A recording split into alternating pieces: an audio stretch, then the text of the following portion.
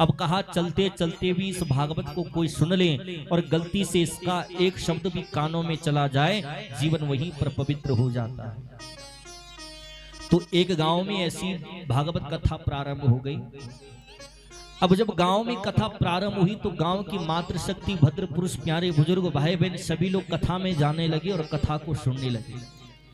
लेकिन गांव में एक मुखिया थे जिन्हें सेठ जी के नाम से सब लोग जानते थे।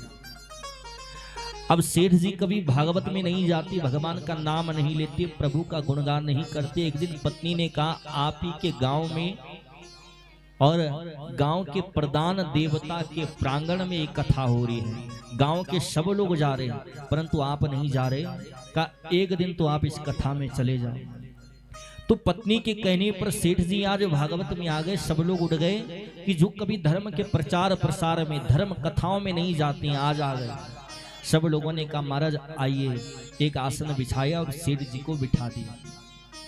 अब वो बैठ गए तो जैसी बैठे तो उन्हें नींद आ गई। संपूर्ण कथा चली, वेद व्यास जी चले गए, आचार्य गण चले गए, सभी श्रोतागण चले गए, वो अभी भी सो रहे हैं।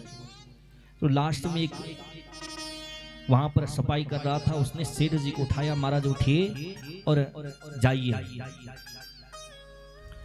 अब जाने को कहा तो उन्होंने कहा भागवत समापन हो गए, कहा सब चले गए, भागवत विराम हो गए, आप जाइए। अब वो घर आए तो द्वार पर पत्नी खड़ी थी। पत्नी ने कहा, आप भागवत में गए हो, आपने आज वहां क्या सीखा है वो आप हमें बताओ।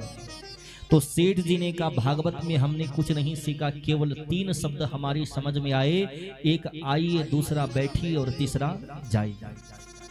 अब तीनों शब्द लेकर हम घर आए तो पत्नी ने कहा, सब लोग कथा सुनकर आए, इन्होंने 3 शब्द सुने, लेकिन इनका भी अनादर नहीं करना चाहिए, क्योंकि मिले कहा स्वयं भगवान के श्री चरणों में। कहीं नहीं अपने पास रखो, कहीं ना कहीं जीवन में अवश्य काम आएगा।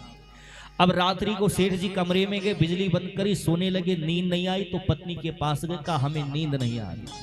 तो पत्नी ने एक माला दे दी, कहा द्वार पर बैठ जाओ, जो भागवत में 3 शब्द आपने सुने हैं, आइए बैठिए, जाइए, उन्हीं का आप जाप करो। अब सेठ जी द्वार पर बैठे, माला लेकर कहे आइए, बैठिए, जाइए। अब जैसी माला जप रहे थे, उस दिन सेठ जी के घर में चोर आ गया। द्वार पर जब चोर पहुंचा, तीनों ने माला चलते हुए बोल रहे थे आइए। अब कहा कि चोर ने विचार किया कि ये सेठ जी हमें बुला रहे। अब गए तो चोर ने कहा, ये हमें बुला रहे यानी पहचान गए, कहा बैठ जाता हूं, हमें देख नहीं पाएंगे। चोर बैठ गया तो दूसरी माला चली, बैठिए। अब चोर ने कहा, इसने हमें बैठते हुए भी देख लिया। चोर भागने लगा तो तीसरी माला चली, जाइए। अब आधे रास्ते पर चोर आया तो कहा, मैं जब अंदर गया तो उन्होंने कहा आइए, जब मैं बैठा तो कहा बैठिए, और जब मैं भाग गया तो उन्होंने कहा जाइए। यानी पहचान गए, पूरे गांव में मेरे बारे में कह देंगे और मैं कहीं जा नहीं पाऊंगा, इसलिए मैं क्षमा मांग लेता हूं। आज तक जो भी चुराया है सब सेठ जी के चरणों में छूट देता हूं। अधर्म से कमाया हुआ धन, जब सारा धन इन्होंने उठाया और सेठ जी के चरणों में छोड़ दिया।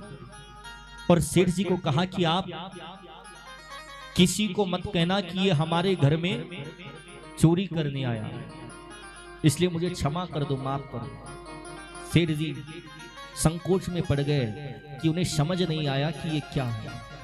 सेठ जी पत्नी के पास गए, का एक दिन की माला जब मैंने जप ली और जो भी हमने भगवान का नाम भी नहीं लिया, केवल गलती से 3 शब्द जो सुन लिए उन्हीं का हमने जाप किया, आज इतना बड़ा फायदा हुआ कि एक चोर भी हमारे पास आकर कहता है कि हम आगे से चोरी नहीं करेंगे, और ये अधर्म का कमाया हुआ धन आपके पास दे रहे हैं, इसे किसी सदकर्म में लगा देना।